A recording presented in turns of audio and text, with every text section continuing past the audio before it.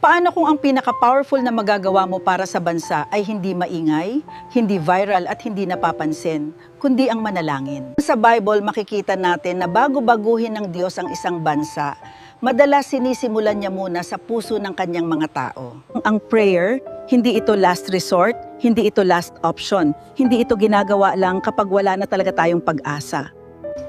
A nation can be wounded by sin and divided by anger.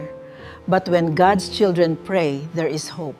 Sabi sa Bible, 2 Chronicles 7 verse 4, "If my people humble themselves and pray, I will heal their land." Prayer is where we bring the condition of our nation before the authority of God. I'm Lola Isabel.